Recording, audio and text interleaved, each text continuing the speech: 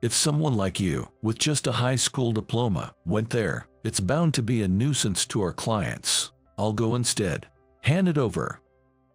Despite having gradually gained the trust of those around me and established a solid position since joining the company, it seems my efforts can be so easily taken away. Bill snatched the document I had created and left. Given our respective positions, I couldn't oppose Bill. I was frustrated, but at the same time, I felt like letting go and thought, just let him be. And so, Bill, having taken my document, headed to the negotiation venue with great enthusiasm. But there, he was faced with an utterly shocking scene. My name is Michael. I'm just an ordinary office worker. Though it may sound self-serving, I believe I am dedicated to my work. Despite facing daily challenges, I find joy in my work and continue to do my best. Hey, Michael, you again. Look at this. The one who approached me while I was engrossed in my computer at my desk was Bill, my direct supervisor. Bill was the kind of man who always seemed to have complaints about me. And it was the same this time. Bill, did I do something wrong? When I received the document from Bill, I noticed areas marked for correction in red. What's this? This is the document you said you'd fix, right? It's not fixed. No, that's not. This document is... Upon checking the contents, I realized it was indeed the document I had corrected the day before. The areas marked for correction were exactly the same as those Bill had brought, and I had indeed corrected them, saved, and printed them out to submit to Bill the previous day. You think excuses are going to work? No, but... Fix it and resubmit it immediately. Useless. Bill didn't listen to a word I said and left these harsh words before returning to his desk. I immediately checked the data I had saved the day before. Since the saved data was on my computer, when I checked the corrected areas, they were indeed corrected properly. I let out a small sigh and decided to reprint the document. Michael, you got it again, huh? Yeah, did you hear that? With Bill raising his voice like that, who wouldn't? It was the one you corrected yesterday, right? Yeah. Most likely, Bill had lost the document I submitted. He probably found it too embarrassing to admit he lost it, so he pretended I hadn't made the corrections and got angry under that pretense. Unlike Bill, the other employees didn't look down on me or treat me poorly. In fact, everyone else was quite kind. It seemed like Bill was the only one who despised me. When I went to submit the reprinted document, Bill barely glanced through it before silently placing it on his desk without much inspection. You're always slow with your work. I told you to get this document done by yesterday, didn't I? Yes. In my mind, I retorted, I did finish it yesterday. Since you're just a high school graduate, all you need to do is obediently follow orders, got it? I'm sorry. Yes, I was a high school graduate. Bill, on the other hand, was the opposite. He was born into an elite family. He had a very impressive educational background. Perhaps that's why he seemed to take pleasure in looking down on others, as if it was ingrained in him. Despite being capable, Bill's cunning nature meant he often delegated tasks to me that he should have been doing himself. For example, hey, Michael. Yes. This is the client list. Handing me just a single sheet of A4 paper and seeing my confusion, Bill, frustrated by my perceived slowness, began to shout loudly. Don't you get what this is for? Yes. Call each one on this list and set up appointments for this and next week. But wouldn't it be smoother if you did it, Bill? Don't talk back to me. You're just a high school graduate. And so it went, with him pushing everything onto me even though he could have done it in less time himself. As a result, Whenever I couldn't do well, I was told, "It's your fault that our client is upset." I felt like wanting to say, "I'm not your puppet." It seemed Bill didn't think highly of me being a high school graduate. I grew up in a single-parent family. Ever since I was young, my mother juggled household chores, parenting, and work. Feeling sorry and guilty for all she had to endure, I constantly thought about how I could ease her burden going forward.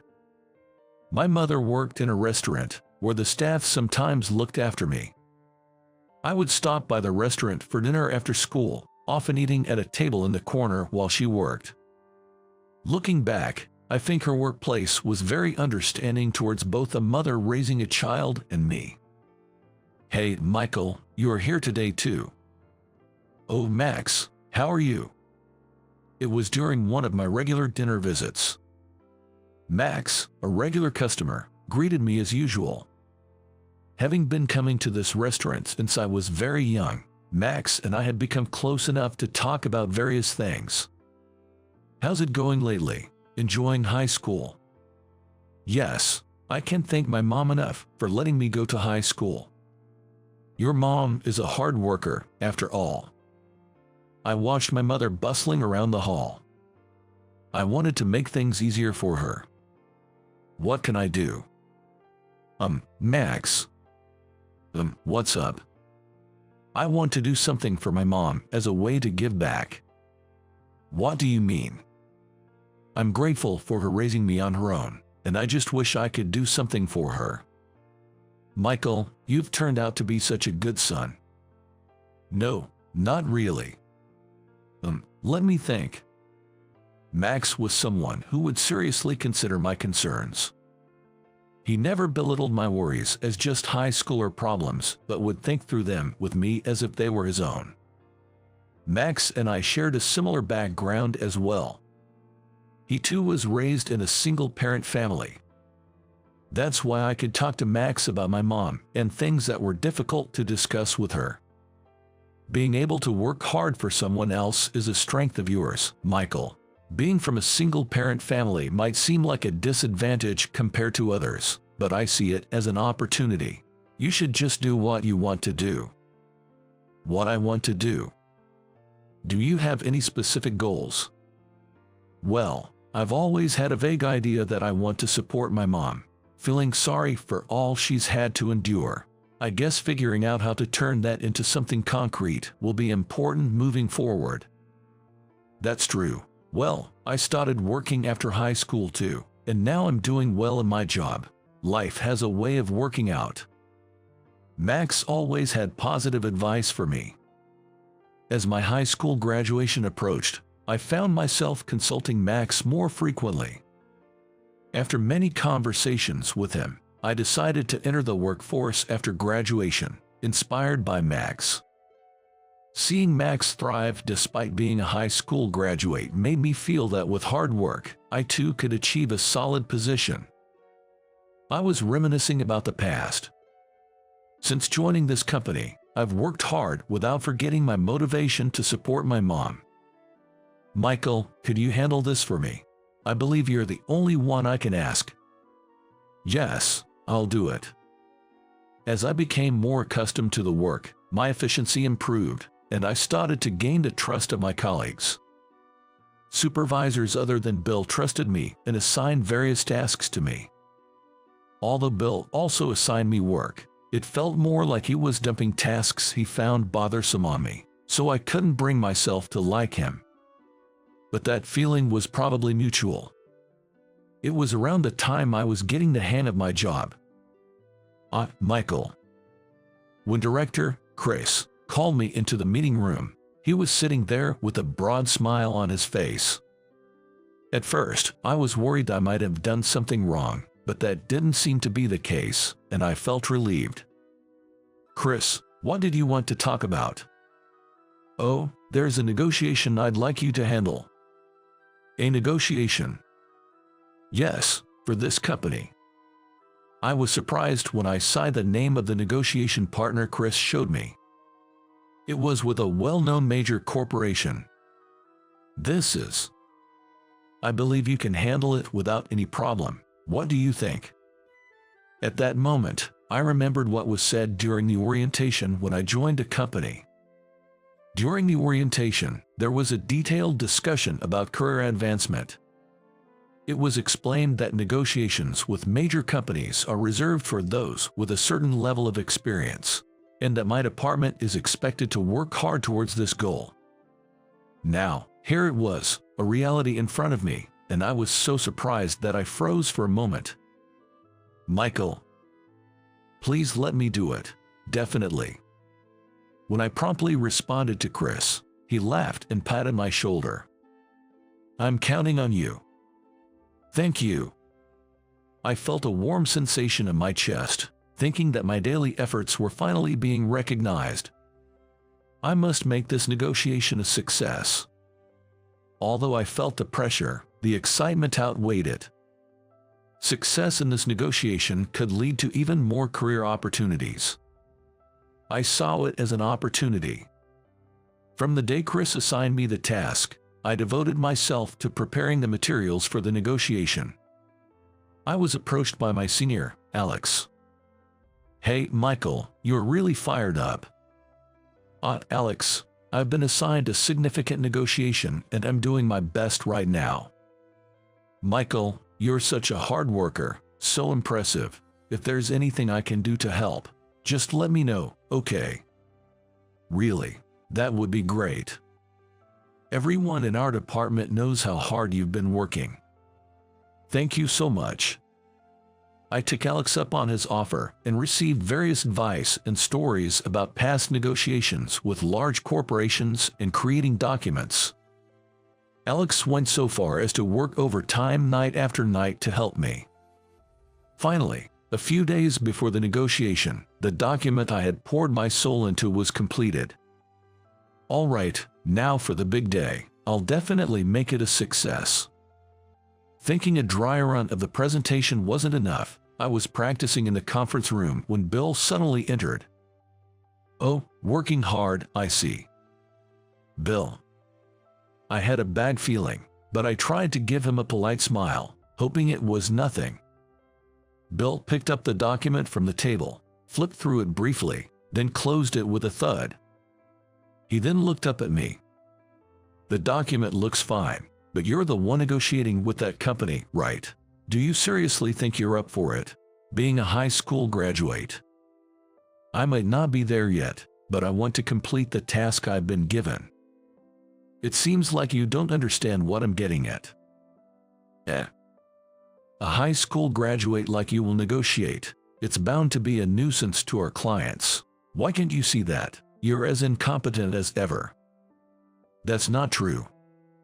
I'll take over from here. Make sure to inform the client. What? Bill pulled the USB from the PC I was using and, taking the printed documents with him, left the conference room. This is too much. Why do Bill always have to do things that feel like harassment towards me? It felt like all my efforts have been completely invalidated. But regardless of how much I disliked Bill, his position in the company was absolute. I couldn't go against him. I contacted the client's representative that same day. I apologize for the inconvenience. There has been a change in the person in charge for that day. Isn't it you? No, due to various circumstances, I won't be able to attend. Is there some reason you can't share?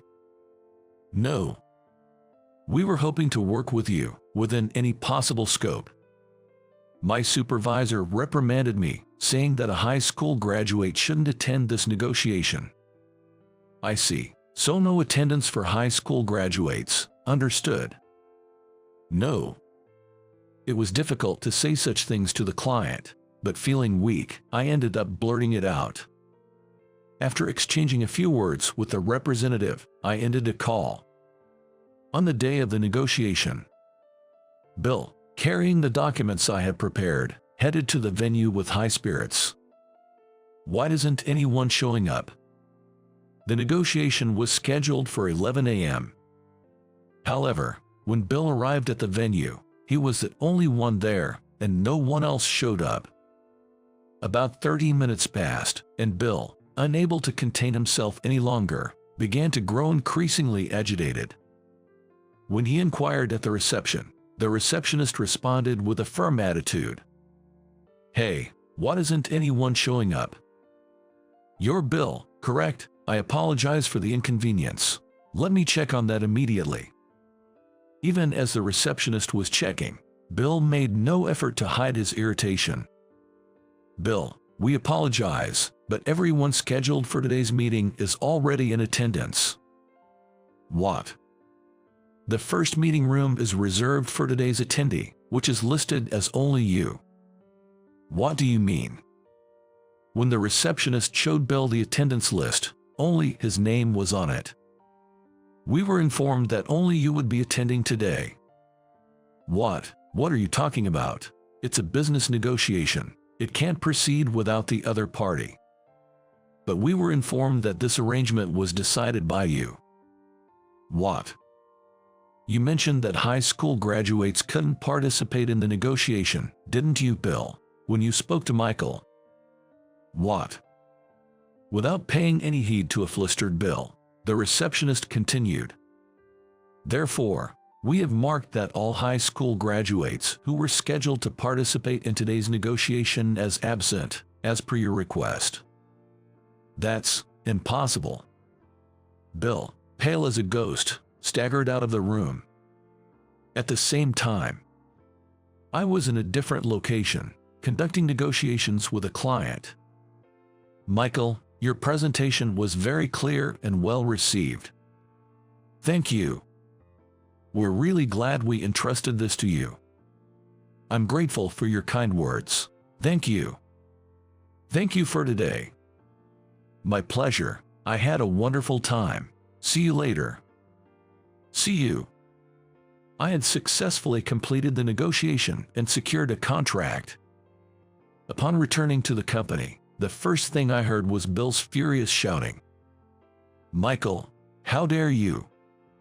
Bill, red-faced with rage, stomped towards me. "Bill, how are you? Don't play dumb. It's your fault for making a fool of me." "No, but I..." "Don't overstep your bounds. You're just a high school graduate." As I was being overwhelmed by Bill's intense anger, President Brown and President Smith, with whom I had just concluded the negotiation, entered. Mr. Smith." "Hello, Michael." Mr. Smith smiled warmly at me when our eyes met. On the day I had contacted them, an employee who heard my story had reported it directly to President Brown. Thanks to that, Mr. Smith had arranged for an alternative route for the business, making this negotiation passable. "Michael, you've done well." "Oh, thank you so much." While Mr. Smith praised me, Mr. Brown, standing next to him, frowned deeply at Bill. "What's going on?" "Bill, I've heard the whole story." We don't need employees who belittle others based on their educational background and spout abuse." Mr. Brown. Without softening his stern demeanor, Mr. Brown delivered the verdict of dismissal to Bill right then and there. "Please reconsider, Mr. Brown. Having someone like you around only deteriorates the workplace atmosphere. Understand that." "How can this be?" Bill was visibly shaken and collapsed to the ground. In the days that followed, Bill was dismissed and vanished from the company. Although Bill seemed to have an impeccable career, his derogatory remarks towards high school graduates during the negotiation with a major corporation had spread both internally and externally, tarnishing his reputation. Struggling to find a new job, it seemed Bill was now at a loss. As for me, the successful negotiation led to a promotion. I've never felt more motivated and fulfilled in my work. "Mom, I got a promotion." "Oh, Michael, that's wonderful." My mother was overjoyed when I shared the news of my promotion. I planned to take her to a fine dining restaurant to express my gratitude for everything. The words of Mr. Smith, A pinch can be turned into a chance, resonated with me. Holding those words close to my heart, I was determined to continue growing, step by step,